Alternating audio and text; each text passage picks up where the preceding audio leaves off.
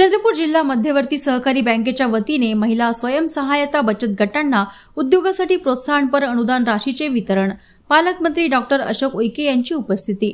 आगामी काळात बँकेने आदिवासी महिला बचत गटांना देखील प्रोत्साहन राशी द्यावी, शासन त्यामागे ठामपणे उभे राहील, पालकमंत्र्यांनी दिला शब्द। चंद्रपूर जिल्हा मध्यवर्ती सहकारी बँकेने आज महिला स्वयंसहायता बचत गटांना उद्योगासाठी प्रोत्साहनपर अनुदान राशीचे वितरण केले।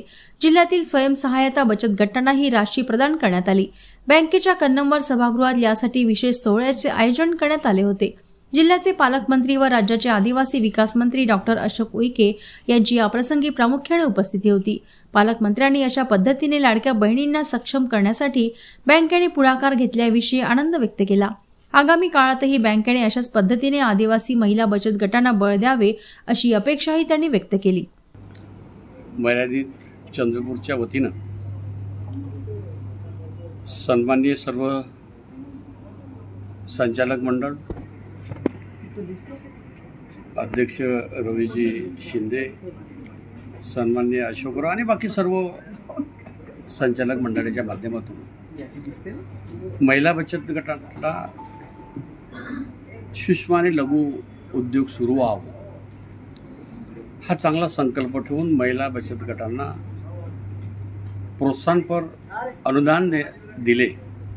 आणि निश्चितच मला प्रचंड अपेक्षा आहे की आमच्या बहिणी, आमच्या लाडक्या बहिणी, देवाभाऊच्या बहिणी हा निश्चितच उत्तम उद्योग करेल आणि रोजगार निर्माण करणाऱ्या बहिणी होईल अशा शुभेच्छा दिल्या। परंतु बँकेकडून अपेक्षा केली आदिवासी विभागाच्या माध्यमातून 9 ऑगस्टला राणी दुर्गावती आदिवासी सबलीकरण आणि सक्षमीकरण योजना सुरू झालेली आहे। आमच्या या चंद्रपूर जिल्ह्यातली शेवटची बहीण पोळावर राहणाऱ्या बहिणीला रोजगार निर्माण करण्यासाठी उपलब्ध करून द्यायची, तिला रोजगार देणारी बहीण निर्माण करण्यासाठी बँकेने पुढाकार घ्यावा अशा शुभेच्छा आणि अपेक्षा केल्या आणि माझा सन्मान झाला त्याबद्दल खूप।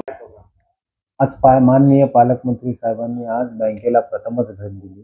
भारतीय जनता पार्टीची सत्ता आली त्यानंतर माननीय पालकमंत्री महोदय या बँकेमध्ये आले। त्यांच्यासोबत आदरणीय आमचे मार्गदर्शक किशोर भाऊजी जोरगेवार हे सुद्धा आमदार आले आणि बँकेच्या विविध योजना समजून घेतल्या। त्यांनी आदिवासी विभागामार्फत राणी हिराई सबलीकरण, महिला सबलीकरण ही योजना काढली आणि त्यांच्या शासन, आदिवासी विभाग आणि बँक यांच्या बचत गटाच्या माध्यमातून याच्यामध्ये चांगलं एक काम झालं पाहिजे, रोजगार उपलब्ध झाला पाहिजे याबाबत त्यांनी आवाहन केलं आणि बँक आणि आपण मिळून काम करू आणि जनतेच्या, नागरिकाचा सर्वांगीण आर्थिक विकास, आर्थिक स्तर वाढवण्याचा प्रयत्न करू।